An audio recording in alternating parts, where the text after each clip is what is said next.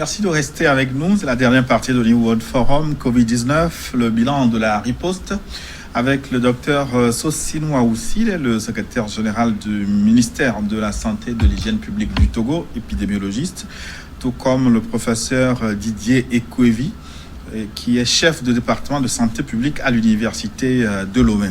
Donc, avant la pause, nous étions en train de parler des mesures d'assouplissement qui peuvent arriver dans les jours à venir.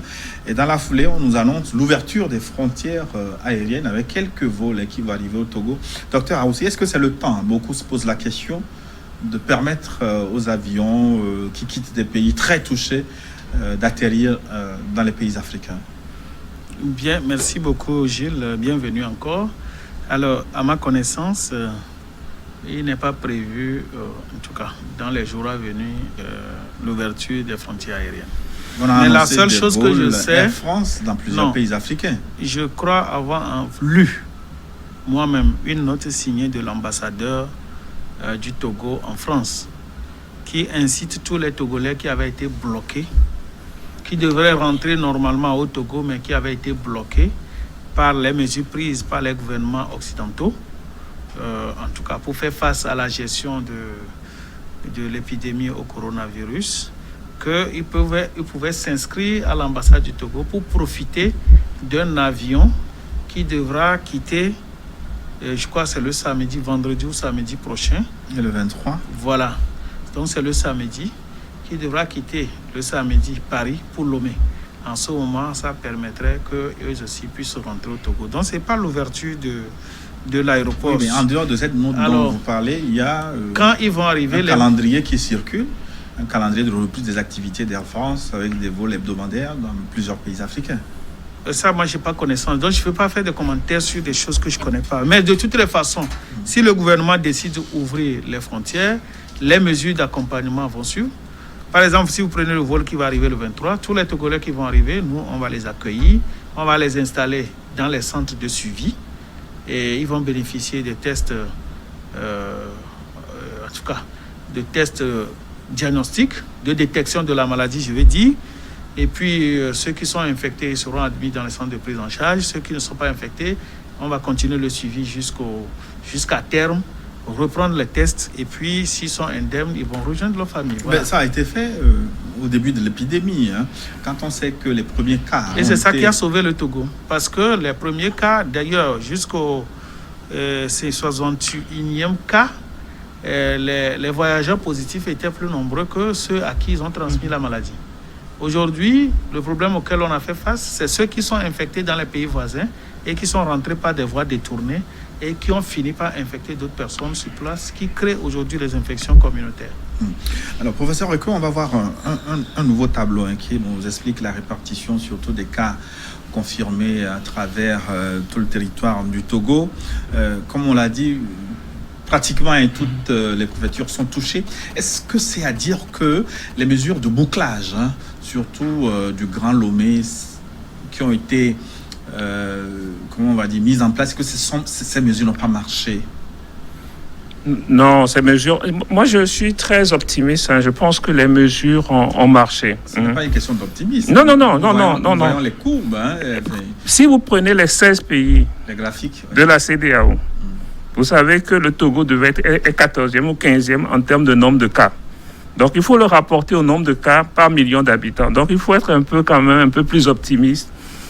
On n'a pas envie de se comparer à d'autres pays, mais moi, en fonction de ce que j'observe, du nombre de cas en dehors de la Gambie, c'est le Togo est le pays qui présente le moins de cas confirmés dans la sous-région ouest africaine. Avec un taux de décès quand même élevé. Le taux de décès, nous en reparlerons pour pouvoir expliquer clairement aux téléspectateurs comment on calcule ces décès, comment on interprète ces décès. Ça dépend de l'entrée, du nombre de cas. Tout à l'heure, on disait qu'avec les 117 nouveaux cas qui sont arrivés, nous avons une létalité de 3%. Tout dépend de comment on peut jouer avec les chiffres pour expliquer une létalité élevée ou une létalité basse. Donc, il faut attendre la fin de l'épidémie pour pouvoir expliquer exactement la létalité. Mais quand on regarde sur cette courbe, il y a des enseignements à tirer. Le premier enseignement, c'est que toutes les préfectures sont touchées. Presque toutes les préfectures. Toutes les régions sont touchées. Oui. Pas encore toutes les préfectures. Mais le fait que toutes les préfectures soient touchées n'est pas un problème. Le fait qu'il y ait des cas confirmés en tant que tel n'est pas un problème. Le problème, c'est quand vous avez des décès et quand vous avez une incapacité de prendre en charge les patients hospitalisés ou les patients confirmés. Pour le moment, on a un problème avec les décès, mais aujourd'hui, nous avons une capacité de prendre en charge tous les cas confirmés. Et les décès qui sont survenus dans les pays développés, c'est parce qu'il y avait une surcharge hospitalière élevée et qu'il n'y avait plus de place en réanimation qui expliquait ces taux de mortalité ou de létalité élevés. Docteur, aussi quand on voit ces cas, les caractéristiques des cas confirmés, on voit la situation de Lomé, du district de Lomé, ça veut dire que le bouclage de cette zone va continuer parce que la courbe elle est élevée là-bas, je dis la courbe graphique. De toutes les façons, ce qu'il faut savoir ici aujourd'hui, c'est qu'il y a des couches à Lomé qui ne respectent pas suffisamment les mesures barrières. Mais nous allons remercier les comités locaux préfectoraux, l'implication des maires. Les maires ont fait face véritablement à leur premier exercice de leur mandat, mais aussi les CDQ et qui s'activent véritablement à la sensibilisation. Étant donné que tout le pays est touché, c'est vrai qu'il va arriver que les mesures de bouclage puissent être renforcées ou levées. Ça dépendra des discussions techniques qui vont avoir lieu autour de la question. Je préfère ne pas me prononcer sur ça. Mais ce qui est sûr, c'est que nous avons beaucoup de cas à Lomé, de transmission locale, c'est-à-dire des personnes qui ont été infectées et qui transmettent localement la maladie. Tous les cas que nous trouvons à Lomé ne sont pas forcément des cas, aujourd'hui ne sont pas forcément des cas d'importation. Avant de commencer par répondre aux téléspectateurs, comme Dr Ekwevi l'a souligné, on va analyser un peu la courbe des décès, les caractéristiques et voir ceux qui meurent le plus et pourquoi. On va voir le tableau tout de suite. Pour le moment, c'est 11 décès enregistrés au Togo. Mais ce dont il faut peut-être se réjouir, c'est que depuis un moment, depuis 1 à 2 semaines, aucun cas de décès n'a été enregistré, professeur Ekwevi. Oui, tout à fait. Aucun cas de décès n'a été enregistré. Nous avons 11 décès, mais si vous voyez bien sur cette diapositive, vous voyez que nous avons une mortalité qui est plus élevée chez les enfants. Et lorsqu'on regarde chez les enfants, c'est quand même une mortalité de 17%, ce qui n'a pas été jusqu'à présent rapporté dans la littérature. Mais nous savons pratiquement qu'il y avait quand même des comorbidités qui expliquent ces décès élevés chez ces enfants. Nous ne pouvons pas rentrer dans les détails. Deuxième catégorie, ce sont les femmes. Chez les femmes, nous avons également une mortalité qui est beaucoup plus élevée par rapport aux hommes. Et si je vois bien, c'est 1,6% chez les hommes contre 7% chez les femmes. 7,8% chez les femmes. Donc, il y a des facteurs qui pourraient expliquer en partie ces décès. On sait également qu'il y a des facteurs de risque ou bien des facteurs pronostiques qui favorisent les décès, qui sont d'abord, en premier lieu, le diabète. Nous avons eu beaucoup de cas de décès chez des patients qui sont diabétiques. Et ça, c'est confirmé dans le monde entier que les sujets diabétiques ont un risque 3 à 4 fois plus élevé de décéder. Ensuite, il y a des patients qui présentent certaines comorbidités, notamment par exemple l'obésité ou bien l'hypertension artérielle ou les maladies cardiovasculaires. C'est la raison pour laquelle ces sujets qui présentent des maladies que nous appelons non transmissibles doivent faire doublement attention, respecter les mesures barrières, notamment le port de masque, le lavage des mains et la distanciation physique. Docteur, aussi, pourquoi les diabétiques sont si vulnérables au Covid-19 ? Et le diabète en soi, c'est une pathologie de vulnérabilité organique. Et les sujets diabétiques ont une baisse sensible de leur niveau d'immunité. Et ils sont sensibles à beaucoup d'infections, sinon à toutes les infections. Et donc, c'est le taux anormalement élevé de sucre qui entraîne le diabète, qui est à l'origine de toutes ces défaillances-là. Et vous savez que chez les diabétiques, la première défaillance, c'est les défaillances vasculaires. Les vaisseaux terminaux sont souvent obstrués chez les diabétiques. C'est pour ça d'ailleurs que quand vous voyez les premières complications du diabète, c'est les atteintes ulcérantes des membres inférieurs. C'est à terme une insuffisance rénale. C'est les pathologies oculaires avec la cécité, etc., etc. Vous voyez, dans un corps où le sang ne circule plus bien, ça peut être sujet à toutes les infections. Disons qu'on ne va pas rentrer dans les détails physiopathologiques du diabète, mais le diabète, c'est un grand facteur de vulnérabilité face à cette maladie. Est-ce qu'il ne faudrait pas élaborer une stratégie justement concernant cette couche particulièrement vulnérable? Peut-être faire plus de dépistage du diabète et les cantonner? Disons que le Togo a un programme national en charge du diabète qui fait la promotion de la prévention, des 3 types de prévention de maladies. La prévention primaire qui consiste à parler aux gens pour qu'ils évitent de tomber malades.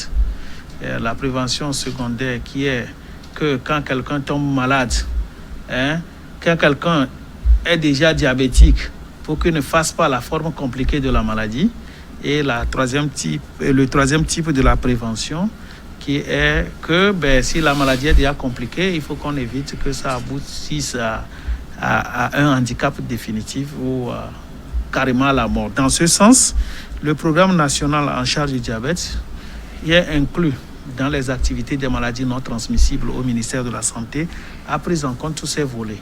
Il y a des ONG qui sont formées pour sensibiliser la population, à faire la détection le dépistage du diabète dans la population, puis à les référer dans les centres pour faire une confirmation diagnostique en vue de leur prise en charge. Il y a des protocoles de prise en charge qui sont élaborés, les agents de santé sont formés. Le HUPEN, qui est un outil complet de prise en charge de ces maladies-là, tout est fait au ministère de la Santé pour pouvoir faire face.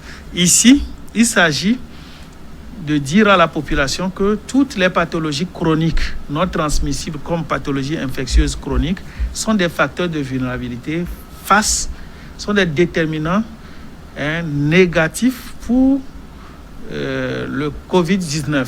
C'est dans ce sens que vous allez souvent entendre que ceux qui sont infectés par le VIH, ceux qui ont l'hypertension artérielle, les pathologies cardiaques, les insuffisances respiratoires chroniques, etc., etc. Et quid des femmes enceintes, parce que beaucoup avaient craint la situation de ces femmes-là, qui sont quand même vulnérables. Quand une femme tombe enceinte, on fait très attention pour qu'elle ne chope pas le paludisme. Mais pour le moment, il me semble qu'il n'y a pas encore eu de cas de femmes enceintes testées positives. Qui vous dit? Le cas, il y a même parmi ceux qui sont positifs répertoriés hier, la dame a eu son prélèvement. Et pendant que les résultats sortent, avant même que le résultat sorte, elle a accouché. Donc c'est pour dire que, au fait, ce qu'on doit savoir, c'est que c'est une infection. Si vous avez une maladie préexistante, ça peut être défavorisant pour vous. En dehors de ça, nous n'occultons pas que le paludisme peut se comporter comme une maladie opportuniste. C'est-à-dire, pendant que quelqu'un est infecté de Covid-19, comme l'organisme est fragilisé, en tout cas, peut être fragilisé par cette infection, le paludisme peut profiter pour se manifester. C'est ça qui fait que nos agents, comme on le dit souvent, ne traitent pas la maladie qui est Covid-19, mais traitent le malade. Chaque patient est pris dans son contexte et soigné comme tel. Ouais. Il nous a été rapporté aussi que 5 personnes déjà guéries en 2 mois ont de nouveau été rattrapées par le virus. Est-ce que vous confirmez cette information, le docteur Aoussi? Non, je n'ai pas lu, mais je sais quand même, j'ai suivi une intervention du ministre des Affaires étrangères, c'est une dame de la Corée du Sud, qui a confirmé sur une chaîne française qu'ils ont trouvé en Corée du Sud des cas de personnes déjà infectées qui sont réinfectées. Alors, non, je parle du Togo. Non, du Togo, on n'a pas encore eu quelqu'un qui est infecté et qui s'est réinfecté encore. Non. L'information circule comme ça que 5 personnes... vous savez, les Togolais aiment bien, ils aiment plus les rumeurs que ce que... Et je veux pousser les gens à croire ce que les professionnels leur disent. Sinon, au Togo, non. Par contre, il y a une étude que j'ai suggérée au professeur Kouevi qui pourra se faire si les moyens le permettent. C'est le suivi même de l'évolution sérologique de ceux qui sont guéris. C'est de voir ceux qui sont guéris, est-ce qu'ils sont séroconvertis? S'ils sont séroconvertis, est-ce qu'il y a possibilité de suivre? C'est quoi la séroconversion? Nous ne sommes pas tous des médecins sur ce plateau. Bon, je vais laisser le professeur Kouevi, qui est un enseignant, et il va mieux expliquer. Non, pas expliquer, tout ça. juste pour la compréhension. Alors, au fait, quand vous êtes infecté par une maladie, vous allez produire une maladie infectieuse. Pour la plupart du temps, l'organisme va produire des anticorps. Des anticorps, en fait, pour lutter contre la maladie. Et ces anticorps, c'est des immunoglobulines, c'est des protéines, en fait, qui protègent le corps contre la maladie. Alors, si vous arrivez à vous débarrasser du microbe, c'est un peu comme vous avez acquis des armes pour combattre votre ennemi. Mais si l'ennemi n'existe plus, vous n'allez pas prendre vos armes pour détruire. N'est-ce pas? L'organisme conserve ses anticorps. C'est dans le sérum du sang. Dans le sérum du sang qu'on trouve ces anticorps. C'est pour ça qu'on dit un organisme est séropositif, c'est la séropositive vis-à-vis de l'anticorps qu'on cherche. Donc vous gardez les anticorps là dans le sérum de votre sang et on dira que vous êtes séropositif à cet anticorps. Alors, la séropositivité ici, c'est jusqu'à quand vous gardez vos anticorps après guérison. Donc je crois qu'une étude similaire a actuellement lieu en Grande-Bretagne où tous ceux qui sont guéris de la maladie, on a pris des cohortes qui sont en train de suivre et ils font régulièrement des tests sérologiques pour voir jusqu'à quel moment tous ceux qui ont été infectés vont donc, bien sûr, avec des hypothèses, il ne faut pas qu'ils se réinfectent encore, etc. Bon, bref. C'est plus clair maintenant. On va commencer par répondre aux questions des téléspectateurs. On va prendre le 234 703 2160. 234 703. Alors, qu'est-ce qu'il nous dit notre téléspectateur du Ghana, donc je pense. Admettons, comme vous le dites, et qu'on commence d'ailleurs à l'écouter ces derniers jours, qu'il va falloir vivre avec le coronavirus à court ou à moyen terme, voire même à long terme. Faudra-t-il passer tout le temps à porter les masques, comme on l'a vu pour la reprise de la Bundesliga, et avoir peur de tousser en public, si je peux m'exprimer ainsi? Docteur Ekwevi, votre masque, il est joli.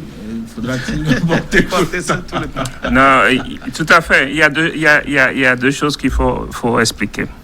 Le masque, nous le recommandons lorsque vous êtes vraiment dans un endroit confiné. Confiné. C'est-à-dire que si on évolue un endroit confiné, si vous êtes à la maison, vous ne portez pas le masque. C'est comme si vous me demandez s'il ne faut plus porter de préservatif pour éviter les infections sexuellement transmissibles.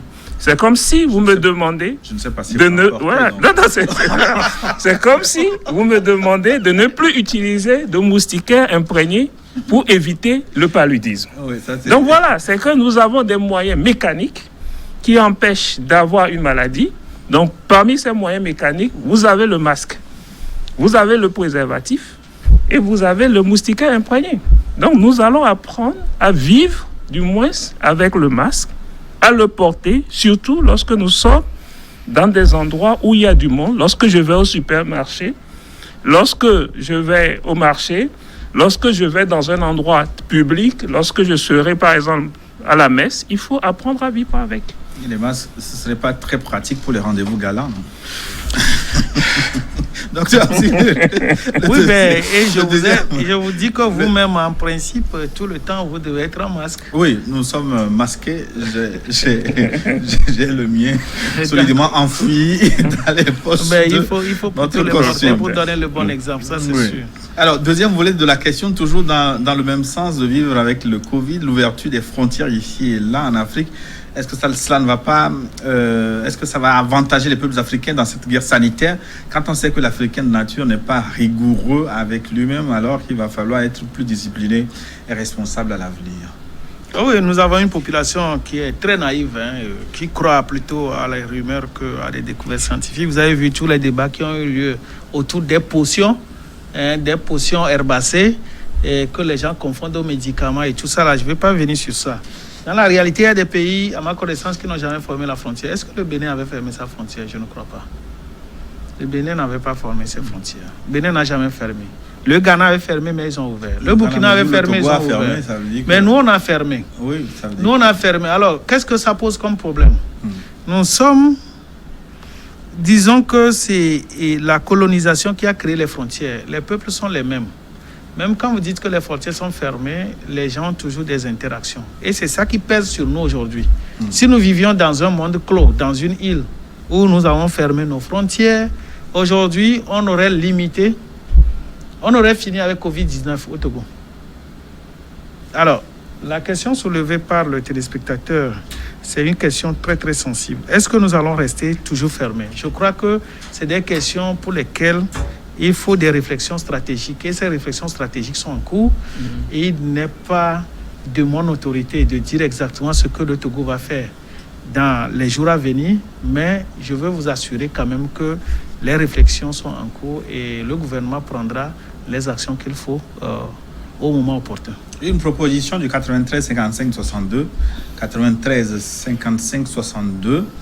Il vous propose, docteur Aoussi, que le gouvernement place sur les routes des seaux à lavage de mains. C'est Didier qui vous fait la proposition depuis Atapame. Il semble que ça va être plutôt difficile. On vous demande de mettre des dispositifs de lavage de mains le long des routes. Donc je crois que c'est une proposition certes impressionnante, mais c'est une bonne proposition. Sauf que le gouvernement ne fait pas tout. Il faut que nous puissions dire à la population que l'action citoyenne, c'est également une action gouvernementale. Il faut que les ONG, les associations, les responsables des quartiers, des villages, les maires, chacun à son niveau. Vous savez, dans cette lutte, le chef de l'État a responsabilisé les communautés. C'est pour ça qu'en créant la CNGR, les comités locaux sont mis en place au niveau préfectoral pour que chaque préfecture s'organise depuis sa base pour faire face à cette épidémie. Si le jeune homme, je suppose que c'est un jeune homme qui fait cette proposition, déjà dans sa maison, dans son quartier, peut installer les dispositifs de lavage de la main, il va contribuer à la limitation de la propagation de cette épidémie. 91 89 18. 91 89 18. Qu'est-ce qu'il nous dit? Qu'est-ce qui est fait pour les personnes mises en quarantaine pour leur permettre de supporter cette période d'isolement? Un ami mis en quarantaine au nord est en difficulté parce que c'est lui-même qui achète le savon pour se doucher. Docteur Aoussi. Au fait, il y a un appui qui est si une personne a été en contact avec un cas confirmé et que nous demandons de s'auto-confiner, il est en difficulté, il peut signaler ça aux investigateurs. Ça va être rapporté au niveau du comité local et je crois partout dans le pays, il y a des assistances qui se font à l'endroit de ces personnes.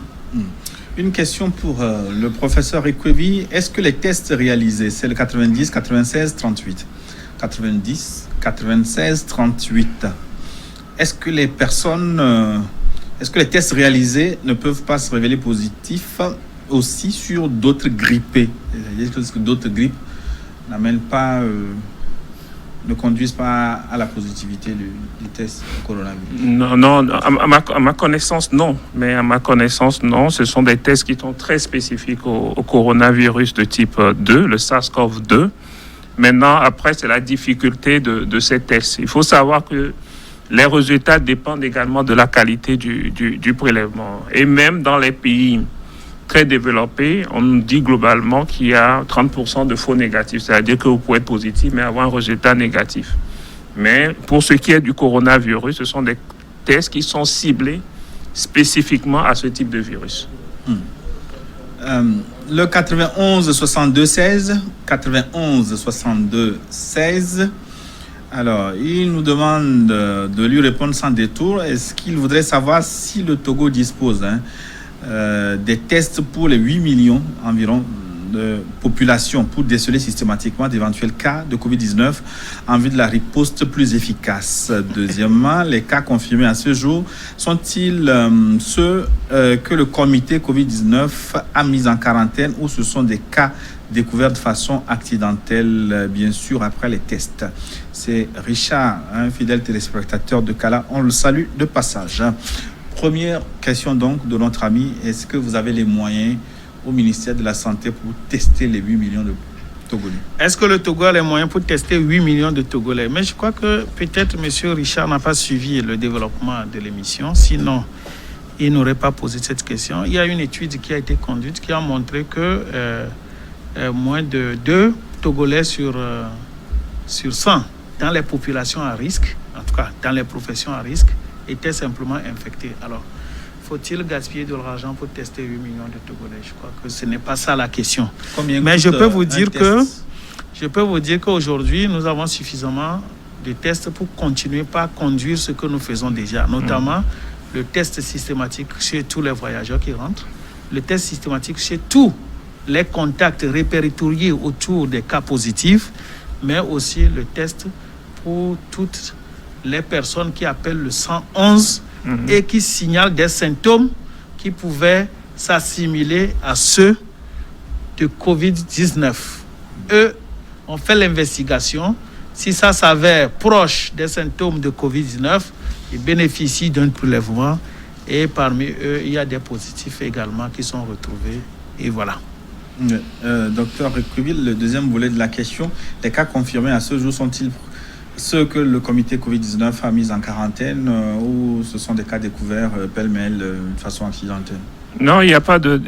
En dehors de l'étude que nous avons menée où nous avons découvert 7 cas de façon qu'on peut appeler accidentelle, tous ces cas sont issus soit des contacts, soit des voyageurs suspects, soit des patients qui présentaient des signes. Donc, c'est vraiment un suivi. Il y a un protocole pour dire, voilà comment nous allons dépister les sujets. Et donc, ce ne sont pas des cas que je dirais accidentels. Alors, une question nous est revenue abondamment, c'est l'affaire des Cubains, des médecins cubains ici au Togo. Que font-ils? Leur mission dure combien de temps? Sont-ils utiles dans la riposte contre la maladie? Cette question revient régulièrement. Mais je suis souvent étonné de ces questions. Est-ce que vous savez qu'il y a plein de médecins togolais, qui ont fait la médecine au Cuba et qui exercent au Togo? Peut-être vous ne le savez pas. Autant les Togolais ont fait la médecine au Cuba, ils en ont fait en France, à Dakar, en Côte d'Ivoire, partout. Ici, le Togo a reçu des experts cubains qui sont venus appuyer notre système national de santé pour faire face à la riposte. Ils sont là dans tous les domaines. Il y a des épidémiologistes, il y a des soignants. Vous voyez, ils sont avec nous, ils travaillent tout le temps. Vous savez que le Togo a toujours reçu des experts étrangers qui travaillent avec nous, jusqu'à ce que le CHR Lomé Commune soit converti en hôpital de prise en charge de Covid-19. Vous savez que nous avons là-bas avec des Chinois. Et à l'hôpital Karatomde, nous avons plein de médecins français, allemands, suisses qui viennent. Eux viennent souvent pendant les vacances travailler avec nous. Donc je crois que ceux qui ne comprennent pas bien pourquoi les Cubains sont là, ils ne sont pas là à un autre titre que tous les experts des autres pays que nous recevons pour nous appuyer dans le domaine de la santé tout le temps. Et ce qui est intéressant, il n'y a pas de barrière linguistique parce que nous avons plus d'une dizaine de Togolais qui sont rentrés ces dernières années ayant fait la médecine au Cuba et qui sont restés avec ces experts qui sont venus pour nous traduire et nous faciliter la communication. Ce qui veut dire que c'est une excellente relation entre le Togo et le Cuba que nous devons continuer par cultiver. Et je crois, je ne vais pas faire la publicité sur les bourses. Il y a des bourses qui sont toujours disponibles pour le Togo pour aller faire la médecine au Cuba. Voilà. 90 30 54, 90 30 54. Alors, merci pour tout ce que vous faites. Une question, Massaï, après la fermeture des établissements, beaucoup d'élèves sont rentrés chez eux, en particulier au niveau des frontières. D'autres élèves sont au Bénin, au Burkina. À la réouverture, ces élèves vont rentrer au Togo pour reprendre les cours. Vu la porosité de nos frontières, à la réouverture, je crains que ces élèves, s'ils ne sont pas repérés et mis en quarantaine systématiquement, seront de nouvelles portes d'entrée. Et là, tout ce qu'on aura fait jusqu'ici sera un gâchis. Docteur Aoussi. Oui, c'est une bonne information que nous allons prendre en compte. Moi-même, je n'ai jamais imaginé que, parce que les écoles continuaient dans les pays voisins, il y a des parents d'élèves qui ont envoyé leurs enfants dans les pays voisins pour continuer les études. Et je crois que le moment venu, à l'ouverture des écoles, on prendra les dispositions pour que tous les élèves qui sont rentrés, pas seulement les élèves, vous savez que tous les voyageurs qui rentrent actuellement de ces pays voisins nous les testons, nous les mettons en quarantaine. Donc, systématiquement, ça fera objet d'une discussion avec, en tout cas, avec le ministère de l'enseignement primaire et secondaire, de l'enseignement, tout le système de l'éducation, l'anciennement ministère de l'éducation, pour que tous ceux qui sont rentrés de ces voyages-là soient signalés pour que nous puissions les suivre, nous puissions les tester et les suivre jusqu'à la fin de leur quatorzaine ou de leur suivi. Une interrogation pour vous, professeur Ekwevi, 98, 61, 66. 98, 61, 66. Pourquoi toujours les premiers tests d'un vaccin sont appliqués sur des cobayes? Est-ce que les cobayes sont des humains? C'est Arnaud qui nous écrit à Tapamé. Et puis sa deuxième question, est-ce qu'une femme enceinte du Covid-19 peut transmettre le virus à son fœtus? Première question, donc, les cobayes. Non, c'est un peu plus compliqué que ça. C'est-à-dire que lorsqu'on veut identifier un médicament, il y a plusieurs phases. Je ne vais pas rentrer dans les détails. Il y a la phase 1, la phase 2, la phase 3, qui est vraiment la phase de tolérance pour vérifier l'efficacité et la tolérance. La phase 2, c'est pour voir la dose. Et puis, il y a d'abord tout ce qu'on appelle des études animales qu'il faut faire chez le rat, chez la souris, pour voir la tolérance. Donc, c'est un processus beaucoup plus long. C'est pour cela que jusqu'à présent, si dans une situation très optimiste, nous aurons un vaccin peut-être en 2021. Et je rappelle que celle qui conduit les études en Chine s'est fait inoculer elle-même. Et ça rappelle un peu ce que Pasteur a fait avec un peu la rage. Donc, c'est un processus qui est long, qui va durer, qui va prendre le temps nécessaire. Cobaye, pourquoi souvent non, en fait, il n'a pas très bien compris au fait réellement cobaye. C'est-à-dire qu'il y a des volontaires, ce qu'on appelle des volontaires sains qui participent à des essais. Et normalement, ils sont au nombre de 10 ou 15 parce qu'il faut quand même quelqu'un qui accepte de prendre le risque. Il y a des gens qui prennent le risque pour d'autres personnes. C'est ce qu'on oublie dans une étude. Et des personnes qui sont payées parfois. Non, ils ne sont pas forcément payés, qui prennent le risque pour d'autres personnes pour qu'on puisse trouver des médicaments à des millions de personnes. Alors, une femme enceinte peut-il transmettre le virus à son fœtus? Alors, faudra-t-il aller tester celle qui a accouché hier? C'est pas une maladie sexuellement transmissible, voilà. Donc, et puis il n'y a pas de transmission de mère-enfant aussi, voilà. Est-ce qu'on a suffisamment d'informations sur... Ici, c'est une maladie par transmission aérienne. Voilà, vous vivez dans un environnement clos avec un patient, comme là où nous sommes.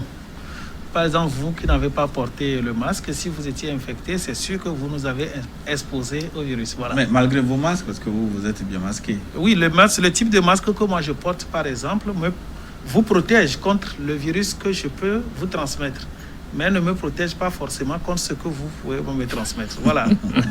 Vous pouvez vous rassurer. Donc, pourquoi, au niveau de l'éducation, jusqu'alors, rien n'est fait? On attend toujours copier la France alors qu'on n'a pas les mêmes moyens que la France. C'est le 92-10-30. 92-10-30. Oui. Ouais. Nous n'avons jamais copié la France. Ouais. Et la preuve, c'est que nous avons pris même des mesures drastiques, collectives. Le gouvernement a pris des mesures même avant le gouvernement français. Nous, on n'a jamais copié la France. La France a ouvert ses écoles le 11 mai. Le Togo, compte tenu du contrôle qu'il veut avoir sur l'épidémie, il n'a pas encore ouvert les écoles. Donc, je crois qu'il y a un peu de confusion. Et le Togo, c'est le Togo. La France, c'est la France. Voilà. 90, 75, 25. 90, 75, 25. Pourquoi les marchés ne sont-ils pas fermés, mais les lieux de culte le sont toujours? Est-ce que la fermeture des frontières, est-ce qu'elle est nécessaire parce que des gens arrivent à contourner la mesure? D'abord, les marchés. Non, c'est une question difficile. C'est-à-dire que pour prendre une décision, on tient compte de plusieurs facteurs. Du facteur sociétal, du facteur économique. Je suis absolument... ça me fait en même temps un peu marrer, c'est comme par exemple le couvre-feu. Quand on avait pris la mesure du couvre-feu, des rumeurs ont circulé, est-ce que le virus circule la nuit? Si on ferme les marchés, les premières personnes m'ont dit, mais qu'est-ce qu'on va manger? Donc voilà, il y a toujours dans les prises de décisions des avantages et des inconvénients, et nous pesons toujours ces avantages et les inconvénients. Ce que le gouvernement a demandé, c'est que la population fasse l'effort de porter des masques au marché pour que la population puisse continuer par s'alimenter. On aurait pu dire, par exemple, les grands jours où il y a le marché le samedi, que cela puisse s'étaler sur, par exemple, 3, 4, 5 jours. Donc, c'est des décisions qui sont très, très difficiles, mais qui tiennent compte également de l'environnement sociétal. Docteur aussi. Vous voulez que je commente là-dessus? Sinon, il a tout dit. Dans la réalité, si on fermait les marchés, vous mangez quoi? Mais on ferme l'église, ça ne vous empêche pas au moins de manger, c'est le moindre mal, je crois. Vous pouvez continuer par prier à la maison. On ne vivra pas seulement de pain. Et puis, ce n'est pas toujours à l'église on prie. Moi, je crois que c'est le moindre mal. C'est vrai, il y a des gens, je ne veux pas parler pour toucher à la foi de certaines populations togolaises. Ce n'est pas dans ce sens. Je crois que si vous êtes un décideur, il faut fermer les lieux où la population s'agglutine et il faut faire le choix entre église, mosquée, les lieux de culte en général et le marché où les gens viennent acheter leur petit pain. Je suis sûr que vous allez sans hésiter choisir la fermeture des lieux de culte et au profit donc du marché où chacun vient s'approvisionner. Cela dit, l'ouverture des marchés a permis d'atténuer l'effet des mesures qui ont été prises. Et la seule chose que nous regrettons, c'est que dans les marchés, nos revendeurs, les marchands et les clients ne semblent pas forcément respecter toutes les mesures préconisées pour barrer la diffusion ou l'infestation de la maladie. Et nous voulons ici rappeler que le port de masque dans les marchés, c'est obligatoire. Et il n'est pas compréhensible que le masque soit porté plutôt au menton. Ce n'est pas simplement porter le masque, mais il faut que ça couvre le nez et la bouche.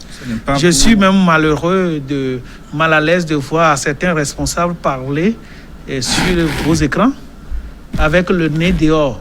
C'est pas la peine. Avec le masque sous le menton. C'est pas la peine. Donc je crois que les barbes. Voilà, exactement. Pour protéger les barbes, comme vous le dites. 91 25 02, 91 25 02. Qu'envisage le gouvernement après le déconfinement? Les malades, est-ce qu'ils seront toujours pris en charge uniquement à Lomé, ou bien certains centres de santé seront réquisitionnés pour la prise en charge sur toute l'étendue du territoire, puisqu'avec la rupture des activités, on peut s'attendre à de nouvelles vagues de contamination, ce que notre téléspectateur ne souhaite pas, docteur Aouchi? Oui, tous les malades ne sont pas, en tout cas ceux qui sont infectés de Covid-19 ne sont pas tous hospitalisés à Lomé, loin de là. Aujourd'hui, avec les comités locaux sous la coordination nationale de gestion de la riposte au Covid-19, et toutes les préfectures ont développé leur capacité d'accueil. Hier, par exemple, à Fagnan, j'ai discuté longtemps avec le préfet, le DPS.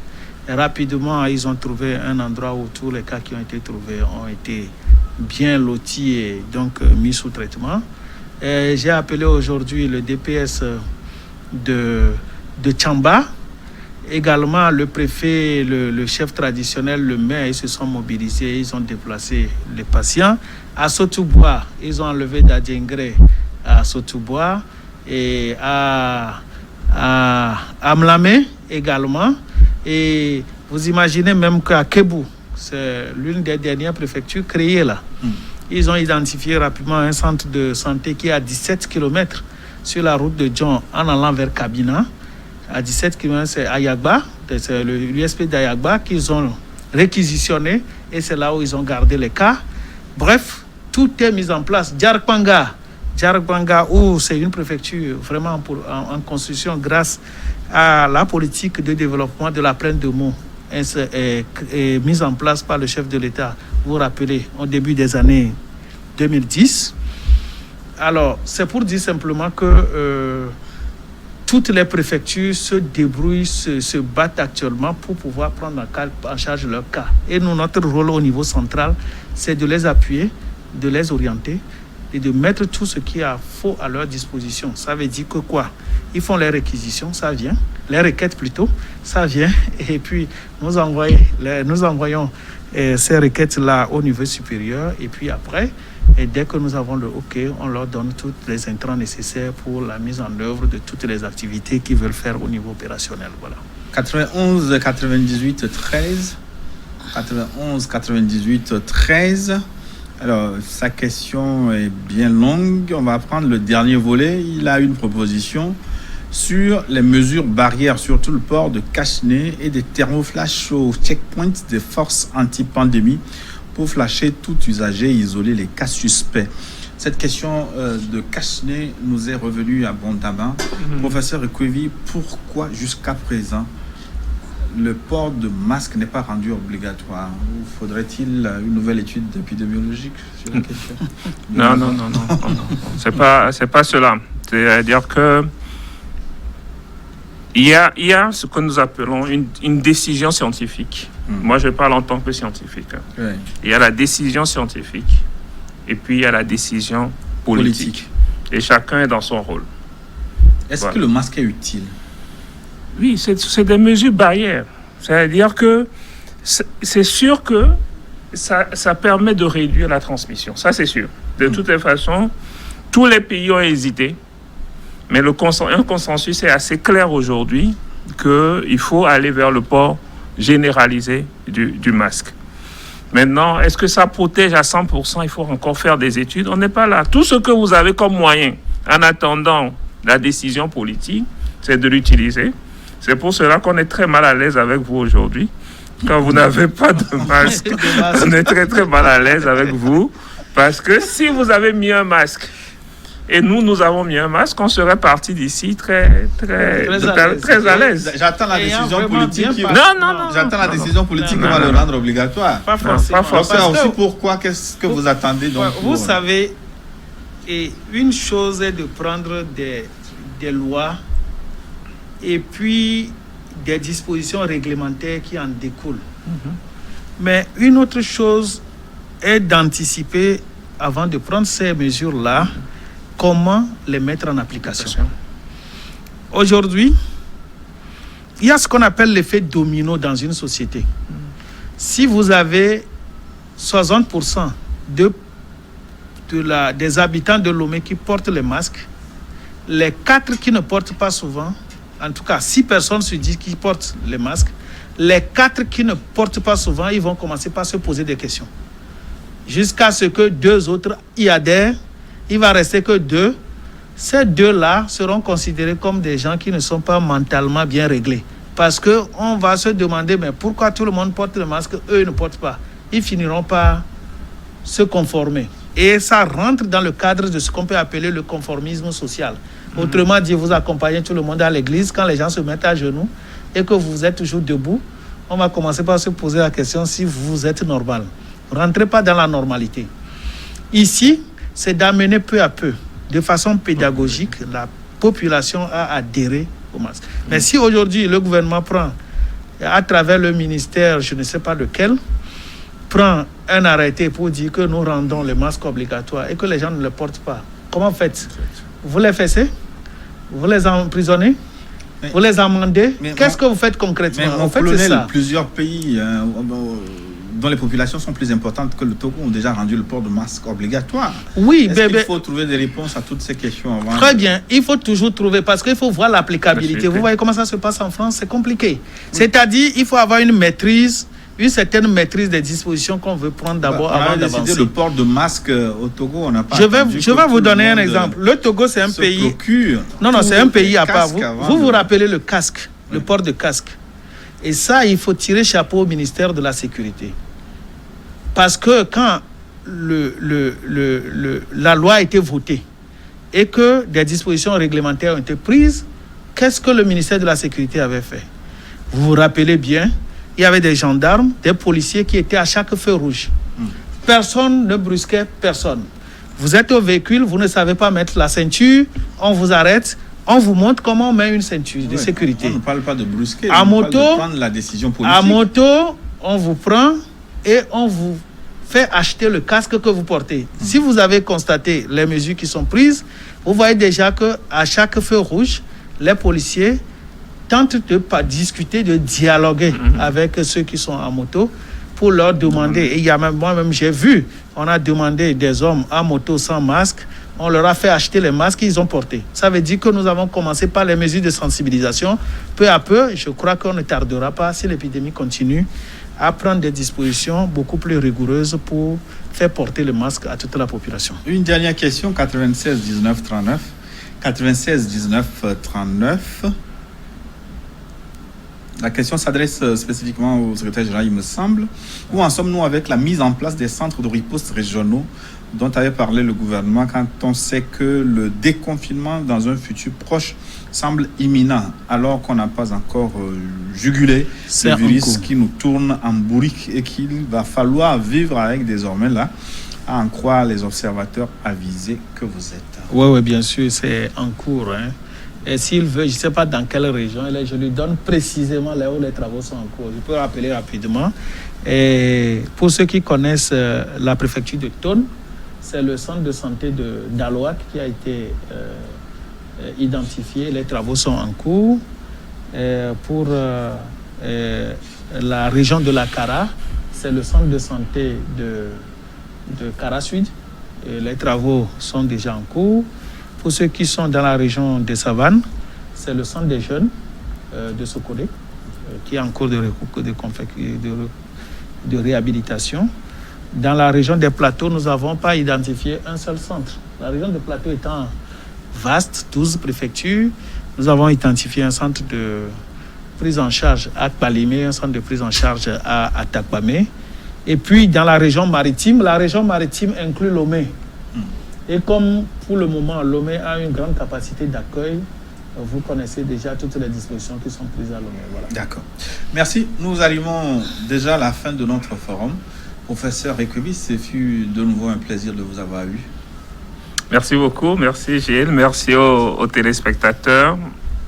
Nous sommes toujours dans la phase active de l'épidémie ou de la pandémie. Nous devons apprendre à vivre avec cette maladie. Et nous exhortons tous les téléspectateurs, toute la population à respecter les mesures barrières. Et le port de masque, en commençant par Gilles. Mon colonel, docteur. Ces derniers temps, pour ceux qui m'ont lu sur des plateformes, je conseille toujours la discipline, la prise de conscience et surtout l'observation de toutes ces mesures barrières. Merci beaucoup. Nous arrivons donc à la fin de notre forum. Merci de votre aimable attention. Vous avez été très nombreux à réagir durant cette émission sur nos réseaux sociaux. Merci à vous. Merci aux techniciens qui nous ont accompagnés aussi sous la commande de Sylvain Indigli, Joël Seyon et Thomas. Merci à vous. À très bientôt.